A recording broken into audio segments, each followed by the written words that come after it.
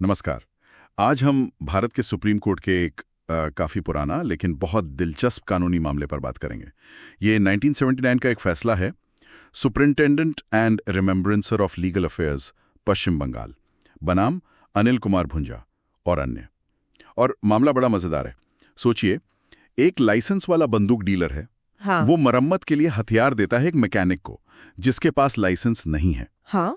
और वो मैकेनिक भी अपनी अलग दुकान पर काम करता है। हाँ। तो सवाल ये उठा कि क्या इसे कानूनी तौर पर हथियार का कब्जा देना माना जाएगा? चलिए इस कानूनी पेज को समझते हैं। हाँ, ये मामला असल में 1971 का है। हुआ ये कि कलकत्ता पुलिस ने एक वर्कशॉप पर छापा मारा। वहां मृत्युंजय दत्ता नाम के एक मैकेनिक थे और वो बिना लाइसेंस के बंदूकें ठीक कर रहे थे। अच्छा। और ये बंदूकें उन्हें मिली थीं लाइसेंस वाले डीलरों से, जो इस केस में रेस्पोंडेंट नंबर 1 से 4 हैं। तो पुलिस ने फिर केस बनाया होगा डीलरों पर? बिल्कुल, केस तो बना, लेकिन मजे की बात ये कि निचली अदालतों ने इन डीलरों को बरी कर दिया। बरी कर दिया? क्यों? उनका तर्क था कि भाई डीलरों ने हथियार सिर्फ मरम्मत के लिए दिए थे, थोड़े टाइम के लिए। तो असली कब्जा और नियंत्रण वो तो डीलरों का ही था, मैकेनिक का नहीं। ऐसा उनका मानना था। हाँ, सुनने में तो ये बात सीधी लगती है कि भाई मरम्मत के लिए दिया है, कब्जा थोड़ी दे दिया।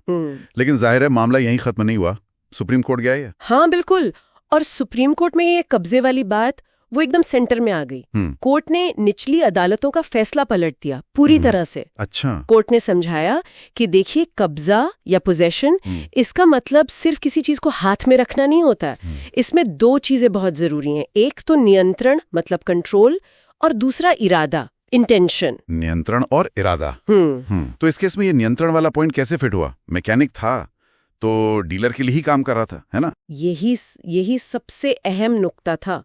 कोर्ट ने कहा कि क्योंकि मैकेनिक अपनी अलग वर्कशॉप में काम कर रहा था, तो डीलरों का उन हथियारों पर सीधा मतलब बिल्कुल फौरी नियंत्रण वो नहीं था। अच्छा। वो फिजिकली वहां मौजूद नहीं थे, उनकी सीधी निगरानी नहीं थी। आप इसे ऐसे समझ सकते हैं, मान लीजिए जैसे आपने अपनी कार किसी वैलेट को दी जिसके पास ड्राइविंग लाइसेंस ही ना हो। हाँ हाँ। गाड़ी आपकी है पर आपने कंट्रोल एक ऐसे व्यक्ति को दे दिया जो अधिकृत नहीं है। सही बात है, ये एंगल तो सोचा ही नहीं। तो नियंत्रण की कमी एक बात हुई, और इरादे का क्या? इरादे से ज्यादा यहाँ डीलरों की लापरवाही सामने आई।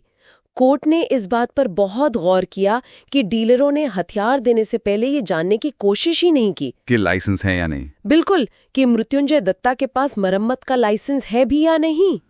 ये एक बड़ी चूक मानी गई। और क्या उस वक्त मरम्मत के लिए भी लाइसेंस चाहिए होता था? हाँ, ये भी एक महत्वपूर्ण बात कोर्ट ने साफ की।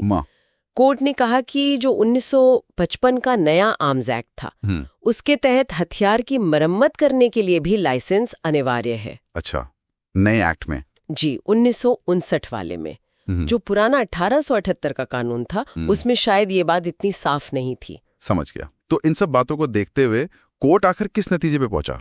तो कोर्ट ने माना कि पहली नजर में मतलब प्राइमा फेसी इन डीलरों के खिलाफ केस बनता है, खास तौर पर आर्म्स एक्ट की धारा 29B के तहत, यानी किसी गैर लाइसेंसी व्यक्ति को हथियार का कब्जा देना, और धारा 30 के तहत भी मतलब अपने लाइसेंस की शर्तों का उल्लंघन करना।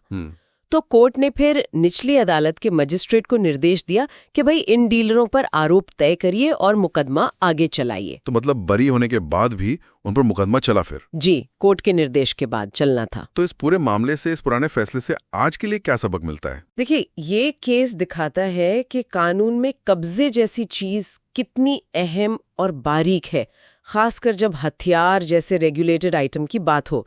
बात सिर्फ ये नहीं कि मालिक कौन है, असल और असरदार कंट्रोल किसके पास है, ये बहुत मायने रखता है। हाँ, ये कंट्रोल वाली बात महत्वपूर्ण है। बिल्कुल, और ये केस एक सिद्धांत भी स्थापित करता है। आपकी कानूनी जिम्मेदारी सिर्फ आपके इरादे या मालिकाना हक पर खत्म नहीं होती, असल फिजिकल कंट्रोल किसके पास है ये देखा जाता है। और अगर आप किसी और को काम सौंप रहे हैं तो आपको जरूरी जांच पड़ताल करनी होगी। जैसे लाइसेंस चेक करना? हाँ, जैसे लाइसेंस चेक करना। आप ये कहकर नहीं बच सकते कि मैंने तो सिर्फ काम दिया था, आपकी जवाबदेही बनती है। ये वाकई ये सोचने वाली बात है कि ये नियंत्रण और जिम्मेदारी का जो संतुलन है।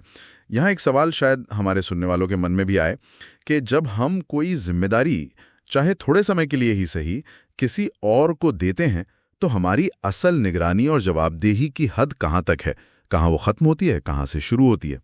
चलिए इसी सवाल पर आपको सोचते भी छोड़ते हैं।